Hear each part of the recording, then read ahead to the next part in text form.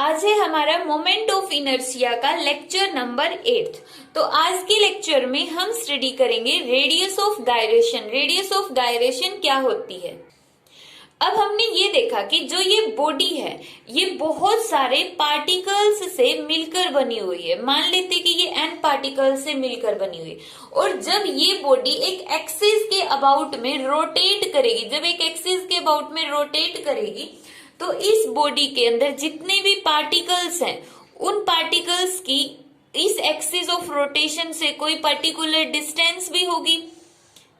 ठीक है, तो और जब हम मान लेते हैं कि जो ये पूरी बॉडी है उनके डिफरेंट डिफरेंट पार्टिकल का मास भी डिफरेंट डिफरेंट है, तो हम एक पॉइंट ऐसा कंसीडर कर लेते हैं कि जिस भी पॉइंट के ऊपर जो इस पूरी बॉडी का मास है वो हम सुपोज कर लेंगे कि पूरी बॉडी का मास इसी पॉइंट के ऊपर लाई करता है। और इस पॉइंट के ऊपर जब हम इस बॉडी को पकड़ लेंगे और बैलेंस करेंगे अपनी फिंगर के ऊपर भी तो वो बैलेंस हो जाएगी। तो ये इसलिए हम इसको बैलेंसिंग पॉइंट भी बोलते हैं।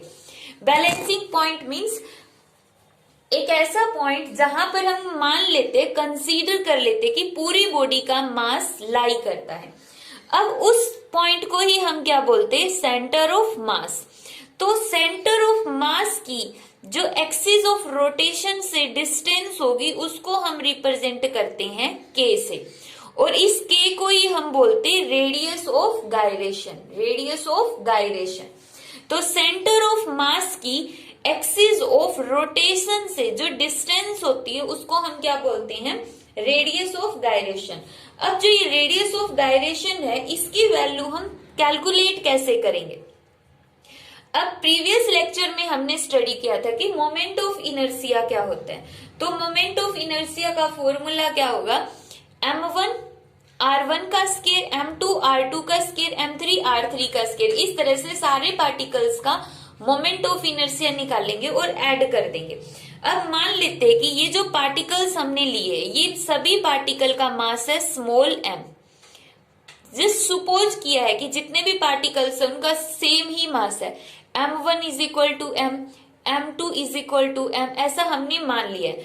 तो टोटल मोमेंट ऑफ इनर्शिया किसके इक्वल आ जाएगा, m r1 का स्केयर, m r2 का स्केयर, m r3 का स्केयर प्लस सो ऑन, जितने भी पार्टिकल्स हैं अगर हम n पार्टिकल्स मान रहे तो प्लस m rn का स्केयर। यहां से m को हमने कॉमन ले लिया तो अंदर क्या बच गया, r1 का स्केयर प्लस r2 का square plus up to rn का स्केयर। अब यहां पर हम क्या करेंगे, एक स्टेप हमें अपने पास से करना है। क्यों करना है उसका रीजन बाद में समझ में आएगा, अभी एक स्टेप के बाद। अब हमें यहाँ पर स्मॉल n से मल्टीप्लाई करना है और स्मॉल n से ही डिवाइड करना है। जब हम स्मॉल n से मल्टीप्लाई और डिवाइड करेंगे तो यहाँ पर देखो क्या हो गया, n m हो गया।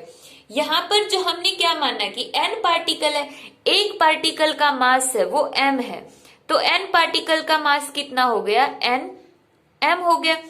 n m मतलब कि सारे पार्टिकल्स का मास, और सारे पार्टिकल का मास हम कंसीडर कर लेते हैं कैपिटल M के इक्वल है। तो इसको हमने मान लिया कैपिटल M। और ये जो कैपिटल M मास हमने माना वो कहां पर लाई करता है, इसके सेंटर ऑफ मास के ऊपर लाई करता है। कि जो पूरी की पूरी बॉडी का मास है हमने कहां पर सुपोज किया, वो सेंटर ऑफ मास पर है, और पूरी बॉडी का मास हमने मान लिया कैपिटल M। तो सेंटर ऑफ मास पर मास कितना हो गया, कैपिटल M। और पूरी बॉडी के मास को एक वैल्यू लेने के लिए ही हमने इसको n से मल्टीप्लाई और n से डिवाइड किया। तो यहाँ पर स्मॉल m और n की जगह हमने कैपिटल M पुट कर लिया। यहाँ पर आ जाएगा r1 का स्केयर, r2 का square plus up to rn का स्केयर और डिवाइड बाई n।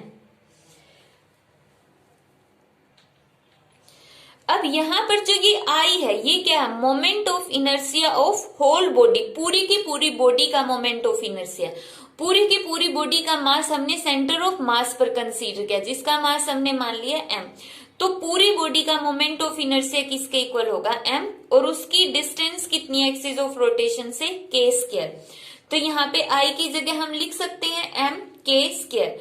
दोनों साइड से m कैंसिल, तो यहाँ पे k की वैल्यू किसके इक्वल आ गई, स्क्वायर को इस साइड ले जाएंगे, अंडर रूट r1 का स्क्वायर प्लस r2 का square plus so on rn का स्क्वायर और divide by n।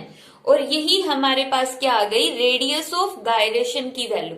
Radius of gyration से मीनिंग ये है कि जैसे वो दे देंगे कि फर्स्ट पार्टिकल है m1, उसकी यहां से डिस्टेंस है 2 सेंटीमीटर, सेकेंड पार्टिकल की है 3 सेंटीमीटर, फोर्थ पार्टिकल की है 1 सेंटीमीटर।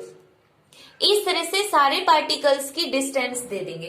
फिर इन्होंने बोल दिया कि उस बॉडी को हमने एक पर्टिकुलर पोजीशन पर से उस बॉडी को हमने क्या कर दिया, बैलेंस कर दिया। जैसे मार्कर की ये वाली पोजीशन से हम इसको बैलेंस कर रहे, तो ये इसका सेंटर ऑफ मास है। तो इस सेंटर ऑफ मास की जो एक्सिस ऑफ रोटेशन से डिस्टेंस है वो कितनी होगी, फिर हमें वहां पर के अपने आप कैलकुलेट करना पड़ेगा। और के कैसे कैलकुलेट करेंगे, सारे पार्टिकल्स की जो डिस्टेंस दी है उन सभी का स्क्वायर करके ऐड कर देंगे, डिवाइड में जितने पार्टिकल्स है और जो आंसर आ जाएगा उसका अंडर रूट हो जाएगा रेडियस ऑफ गायरेशन। अब रेडियस ऑफ गायरेशन की एसआई यूनिट क्या होगी, रेडियस ऑफ गायरेशन की एसआई यूनिट है मीटर और इसका डायमेंशनल फॉर्मूला क्या होगा, m0L/T0। तो ये है रेडियस ऑफ गायरेशन। तो बेसिकली रेडियस ऑफ गायरेशन का मीनिंग क्या है, सेंटर ऑफ मास की एक्सिस ऑफ रोटेशन से डिस्टेंस, उस डिस्टेंस को ही हम क्या बोलते हैं, रेडियस ऑफ गायरेशन।